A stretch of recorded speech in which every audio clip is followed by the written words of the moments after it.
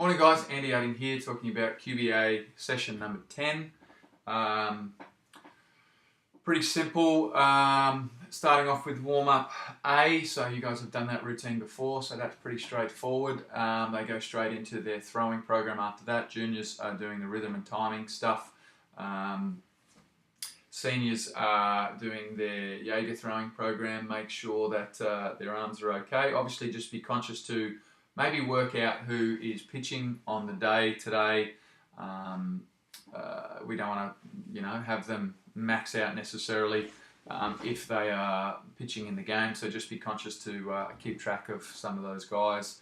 We don't want to wear them out in the warm-up and then not have many pitches left for the simulated game today. So make sure you maybe work out who's pitching before you actually have them go out and throw, so we can give them appropriate advice.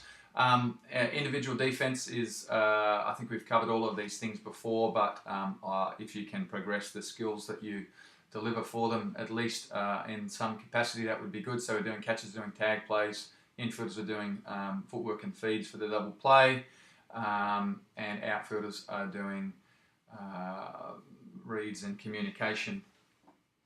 So bang them out, plenty of fly balls.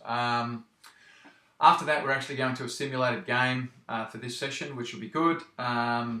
Pitchers are only throwing fastballs. We're aiming to have at least 80% strikes. So we want to really emphasize with the pitchers, we need to challenge the hitters, throw lots of strikes. First pitch strikes. If they're good enough, they can change locations within the strike zone, but let's make sure we establish a strike zone first. The pitchers will throw, rather than outs, they will throw basically 20 to 25 pitches, and they will just change over after X number of hitters based on within that range, somewhere between 20 and 25 pitches. In terms of the game, if you've got more than 20 odd players, you can have basically two teams, and then they just play it as a game situation. Once the 20-25 pitch inning is finished, they just flip-flop. And they hit as per their normal batting order. You can give them a batting order, doesn't matter what that is. If you've got less than 20 players, though, it gets a bit tricky. Obviously, you need a couple of guys in the bullpen warming up, all that sort of stuff. So let's say you've got 15, 16, 17 players, something like that. Break them into three groups. You can have groups 1 and 2 hit, while groups 1 and 2 field, while group 3 hits, and then just rotate those around after each half inning. Depending on how many pitches you throw, probably the first time round, I'm happy if each pitcher just throws one inning.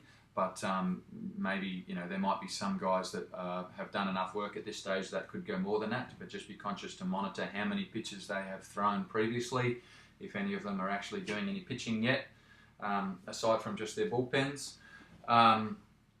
So pitchers are being aggressive in the strike zone, and hitters, we need to talk to the hitters about their preparation prior to the at-bat. So we're talking about making sure that they're looking for a pitch that they can drive, so their pitch selection, and making sure they're looking for an area of their contact zone that they want to try and hit the ball at. So depending on where they're trying to hit it, what they're trying to do, what the situation is, they need to go up there with a specific approach in mind.